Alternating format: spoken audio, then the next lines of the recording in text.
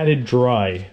If you try to brown the meat while it's wet, it will not brown. You won't get that nice flavor. Of course, we have our meat, a clove of garlic chopped up, pearl onions, beef stock, thyme, tomato paste, bay leaves from Europe, mushrooms, burgundy red wine. I have some light oil. I'm using vegetable oil. You could use light olive oil, peanut oil, of course, salt and pepper, and any other ingredients you'll see as we make this. So you want to get this hot before we put the beef in. And we're just going to brown the outsides of the beef, approximately 3 to 4 minutes to get it where we want it to be. Whoops, and I just dropped it in. Avoid doing that. You want to space these out.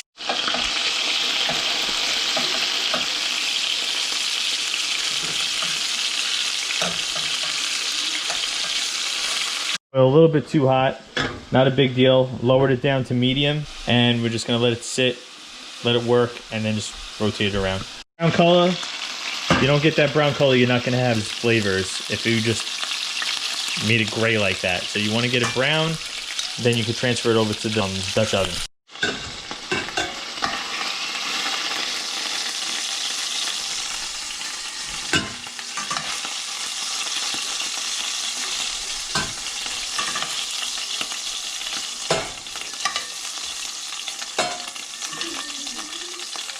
In there. If you need to add oil as you go, that's not a problem. Just add more on the sides. You want to keep an eye on that. How much oil you have, the heat, adjust it as you go on. It might be different or more difficult with an electric stove, but just got to keep an eye on it. You can't walk away. As always, ventilate, vent on, window open. Very important. Nice brown color. Look at that. And I left it on a little longer. This second batch is working better than the first one. That's what we're looking for. Look how nice that is. You can smudge it around, get all those sticky stuff, but we're gonna deglaze it and it'll work better. A little bit bigger, these chunks, though. Just go like that. If you want to brown the sides, turn it. Try to leave it. See, it's getting a little cooler, so you want to turn up the heat. That's why you got to stand by. And always keep the handle back this way if you have little ones in the house or anybody. Somebody could trip and hit it. You don't want grease to go flying. All right. The trick is to just leave it and let it do its thing. Keep moving and it's not going to brown. That beautiful meat is done. Wait, not done, but it's done to go into your Dutch oven. So I'm going to take this, get rid of all that oil and nonsense. Throw that in a bowl to the side. Okay. 2 to 3 cups of burgundy wine right in there. A glazed pan. We're going to deglaze it with burgundy wine. 2 to 3 cups. I would say that's 1, 2, 3. Bring that up to a boil. While you're bringing that up to a boil, you're gonna scrape all that flavor off the pan into the mixture, into the liquid. This type of spoon works pretty well. It's all deglazed. We're gonna shut that off. Got most of the bits off. Deglaze the pan. I'm gonna put it right over the meat. It's gonna give it a nice color. Plus flavor the hell out of it. Nice. We'll clean that soon. Then we're gonna put beef stock.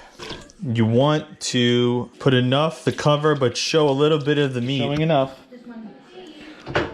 Turn that on. As this is coming to a boil, while we're heating it up, you want to flavor it now. Half a teaspoon of thyme.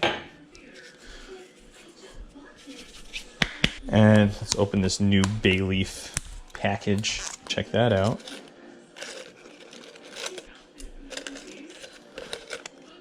We have a tablespoon of tomato paste.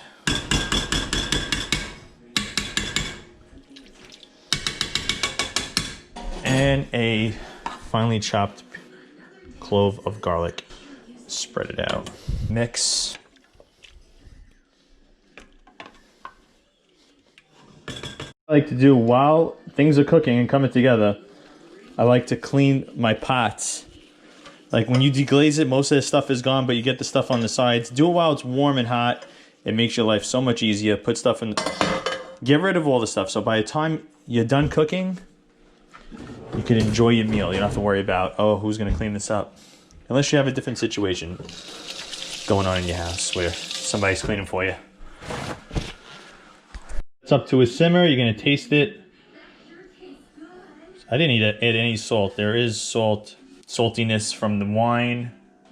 Let's try this. Could just use a little bit. Okay, 325 in the oven, 3 to 4 hours. Shouldn't open that up. Just to make, you might want to just peek in there and make sure it's not boiling, but we're gonna keep it low. Cook it for 3 to 4 hours. Solid to ShopRite, Farm Fresh, then Stop and Shop. I only could find frozen.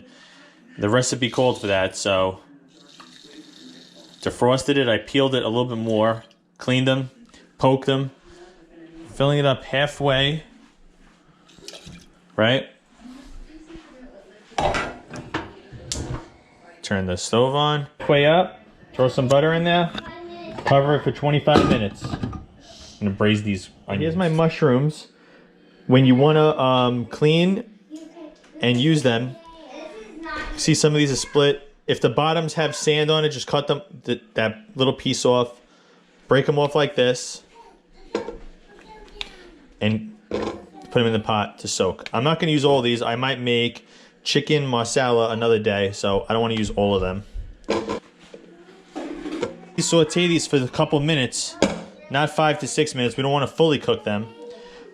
We're gonna give them some flavor, and it's gonna allow the stew to, when we combine it, for the mushrooms to be absorb more of that flavor and to give more earthy flavors to the stew itself. Yeah, these other ones we will, I'll put one more.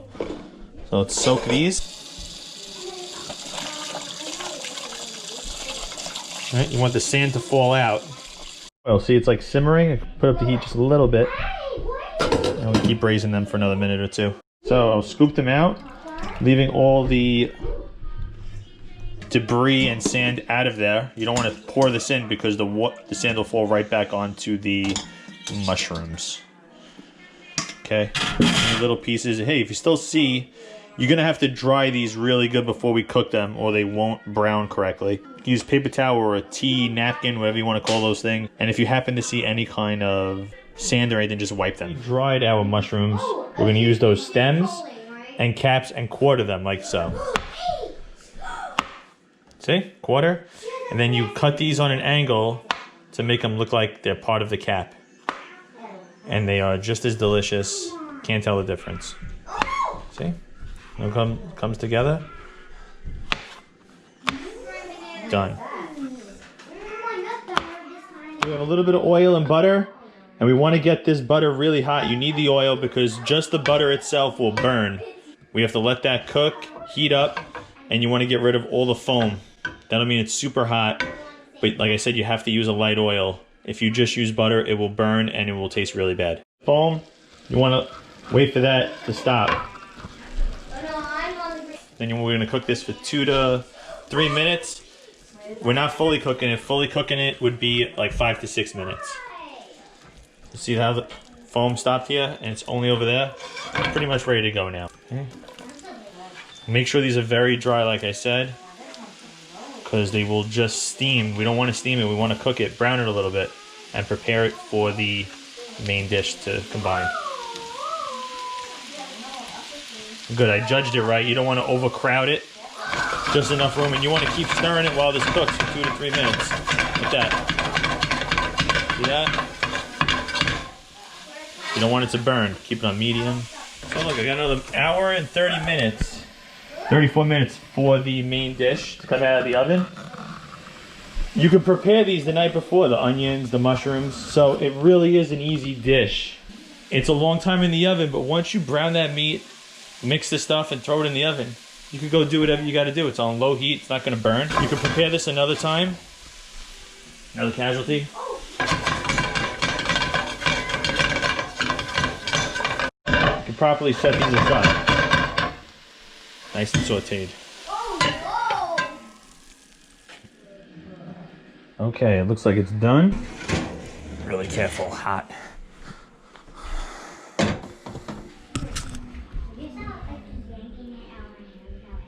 That looks really good and it smells amazing. Yep. At this point, you want to strain this out because we're going to make the sauce. We want to get rid of some of that fat.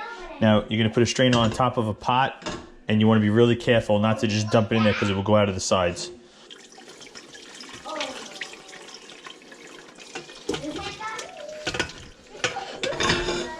And there's your meat. Take that bay leaf out now.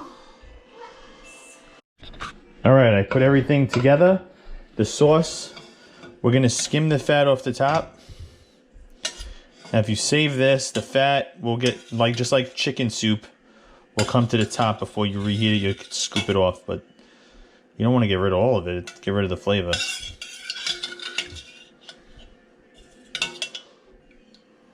And we wanna thicken this up.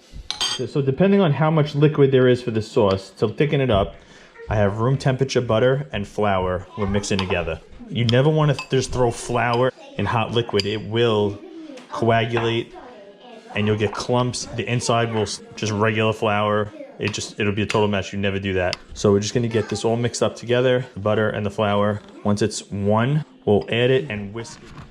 So at this time, you would want to add, lower that to simmer it. You would want to add anything extra, taste it, salt, pepper, more thyme, more tomato paste if you need it. We're gonna add this mixture into the sauce and whisk it. See that? I'm gonna mix the hell out of that.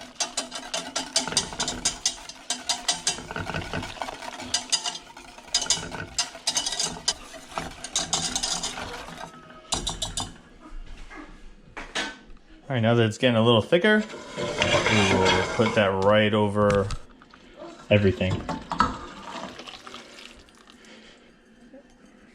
And mix that up really well until it's simmering and ready to eat.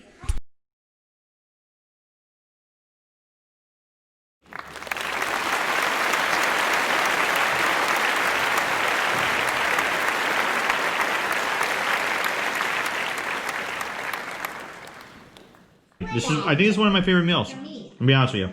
You try it yet? French! I love it.